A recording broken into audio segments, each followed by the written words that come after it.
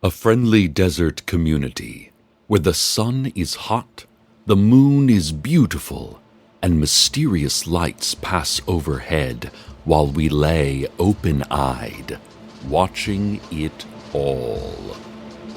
Welcome to Night Vale.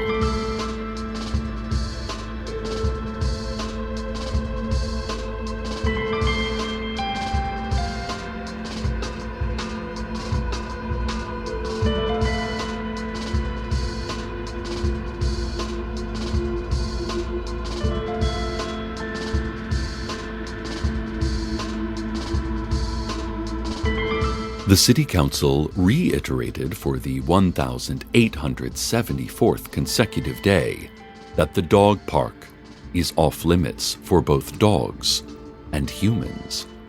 The fence is electrified and highly dangerous, etc. Hooded figures and all that. Since its construction, we have shied from and feared the dog park.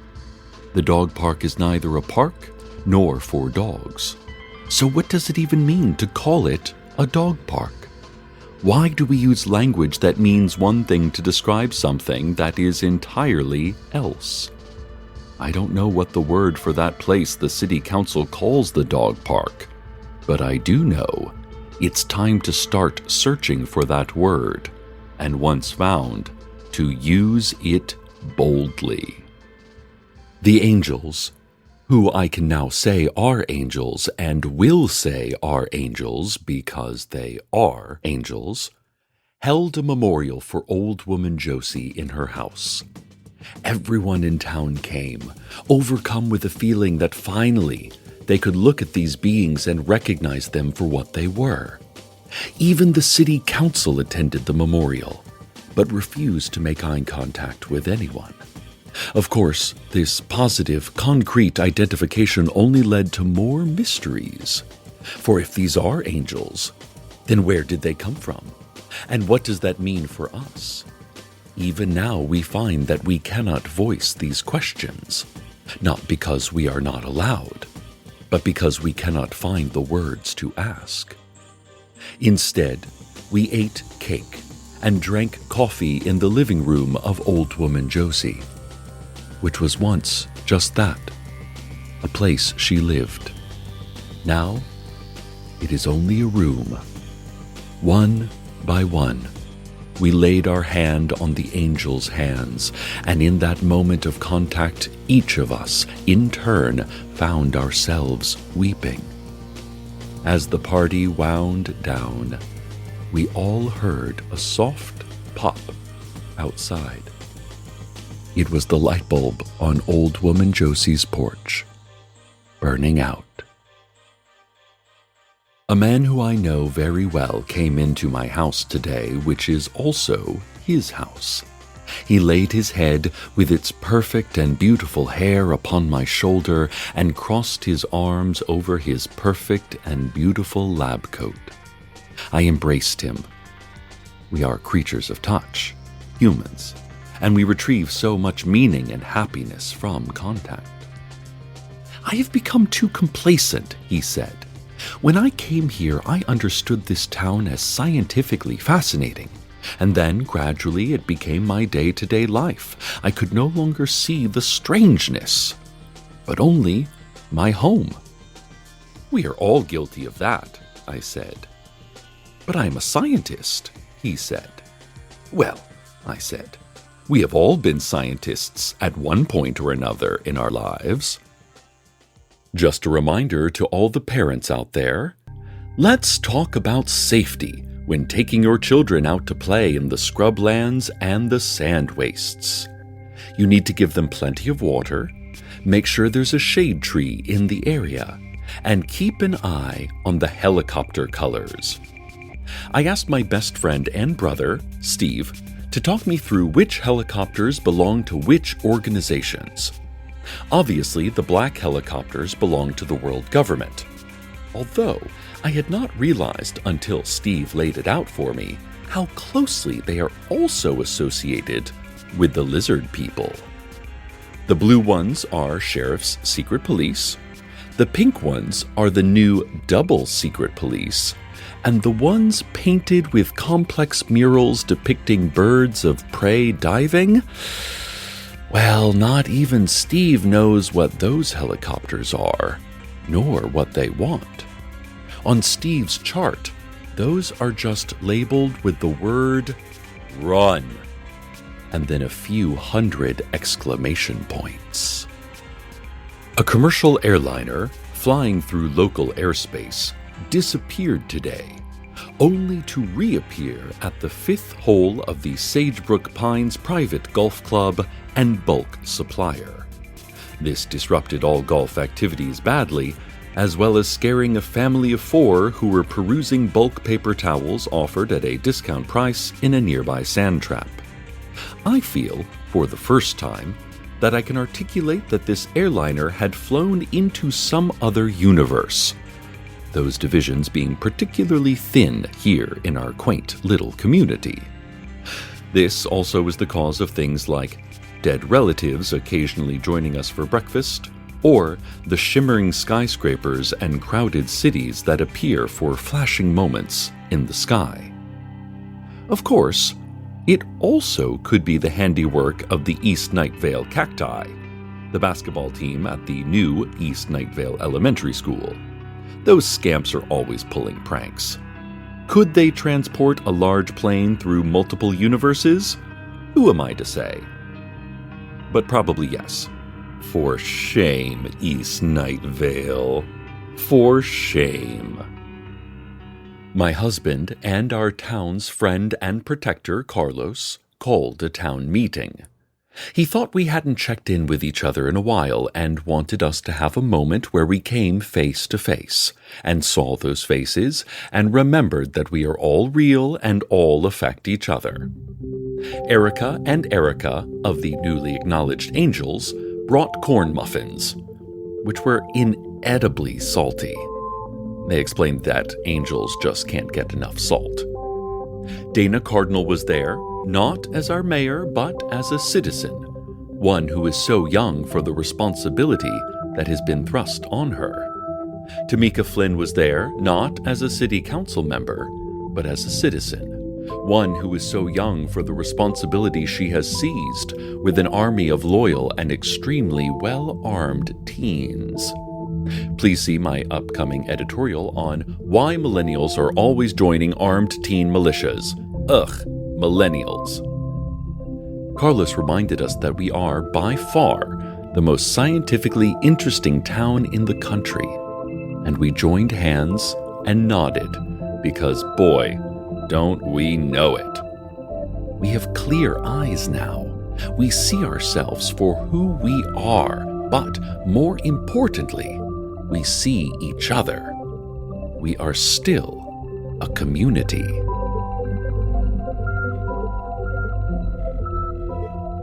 The Night Vale Business Association is proud to announce the refurbishment of the Night Vale Harbor and Waterfront Recreation Area.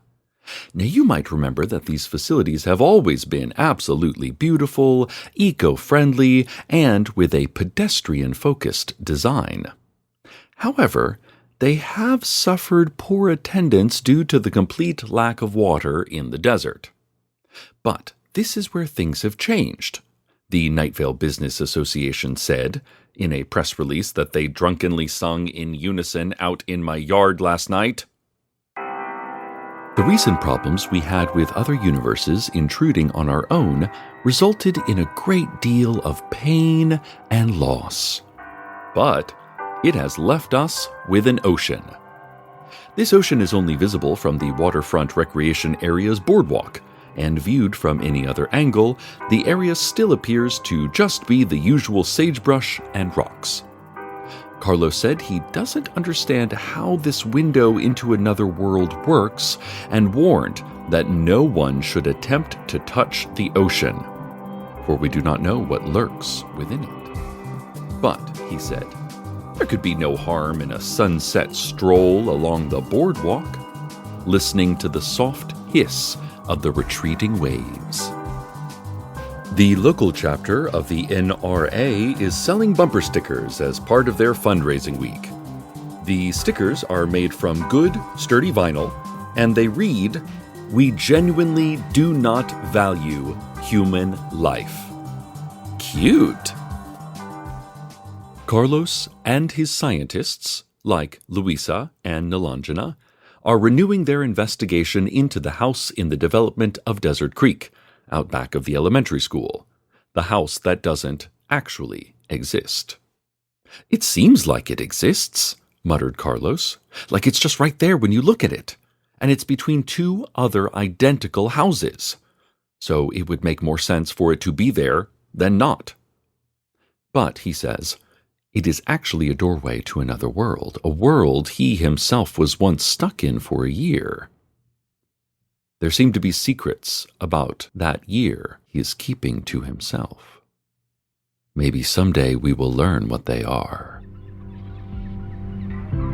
Lights, seen in the sky above the Arby's.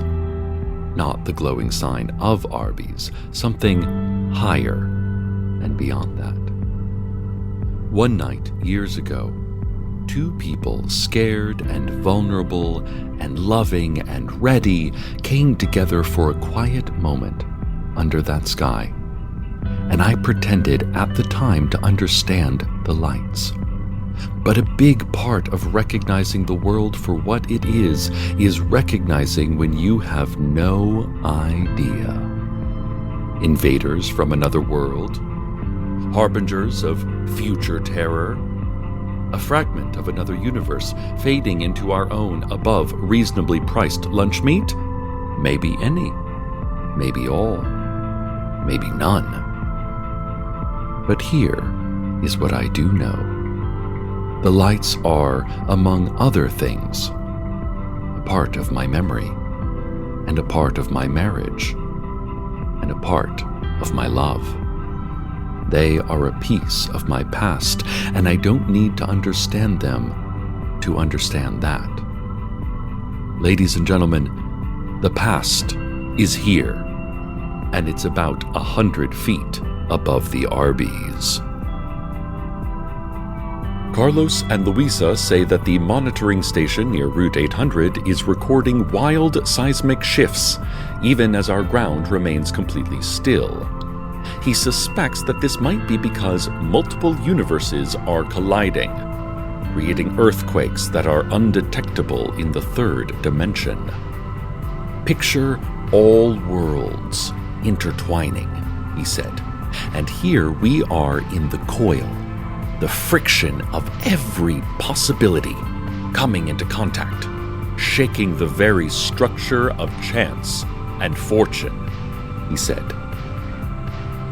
Well, submit an insurance claim anyway and see what you can get, right? Listeners, the traffic. Police are issuing warnings about the ghost cars out on the highways. Those cars only visible in the distance, reaching unimaginable speeds, leaving destinations unknown for destinations more unknown. It seems that the ghost cars have taken to drag racing on weekends, which poses a hazard to both pedestrians and other drivers. The police indicate that they will be arresting whatever beings drive these cars, as soon as they can figure out how to pull one over. And now, the weather. The sun didn't set at the correct time today or any other day, Carlos and Nilanjana reported. They are quite certain about that. They checked several clocks. But, they said, the sunset was really beautiful, so at least there's that. Carlos still does not have any explanations, but he did suggest that while time is especially weird in Night Vale, time is weird everywhere. Mostly people don't notice in the rest of the world because while time is weird there, it's always weird in the same way, and so is mistaken for being remotely understandable. It's easy to forget in this hot desert climate, but things would actually be slightly harder for us without the sun. We know this because there was a version of Night Vale in some other universe in which the sun did not exist, and that version of Night Vale was terrible. Just no good at all. Their street plan didn't make a lick of sense, for one thing. There was no flow to any neighborhood. I'm glad I live in my sunny Night Vale, and not any other.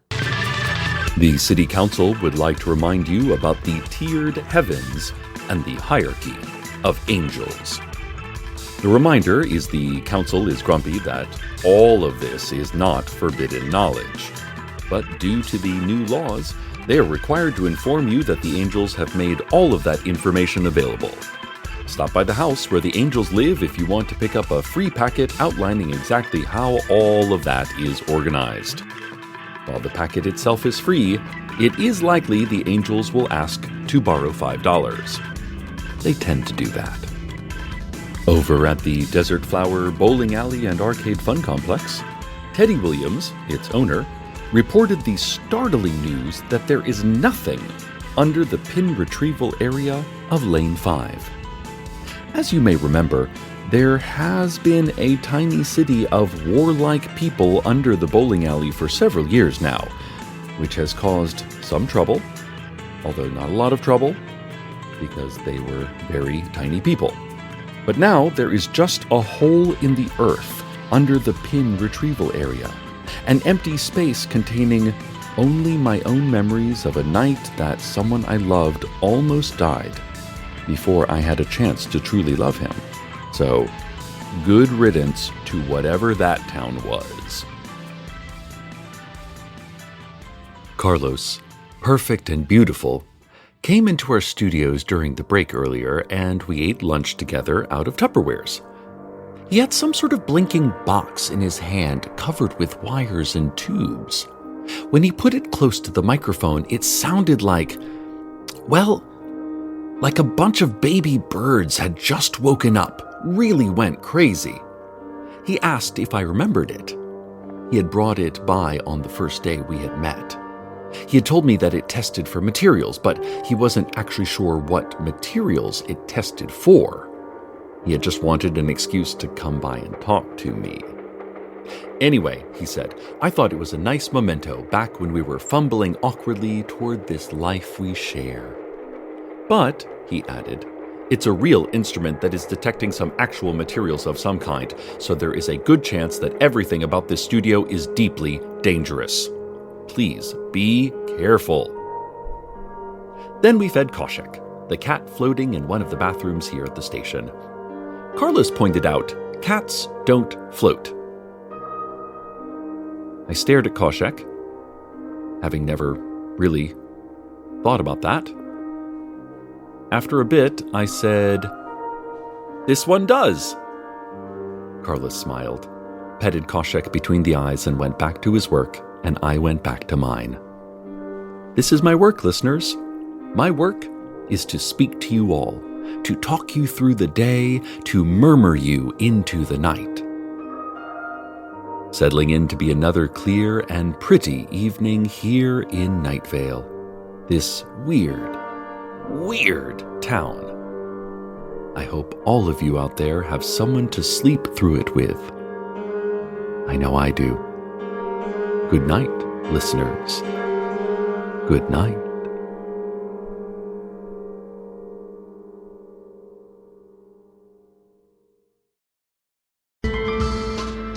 Welcome to Night Vale is a production of Night Vale Presents. It is written by Joseph Fink and Jeffrey Craner and produced by Joseph Fink. The voice of Night Vale is Cecil Baldwin. Original music by Disparition. All of it can be found at disparition.info or at disparition.bandcamp.com. This episode's weather was Andromeda by Aerospace. The link for more music is in our show notes. Comments, questions, email us at info@welcometonightvale.com or follow us on Twitter at Nightvale Radio, or reconsider your place in the world. Check out welcometonightvale.com for more information on this show and our live shows, where we take the entire town of Night Vale to your town. Today's proverb: there is no proof you exist, only evidence.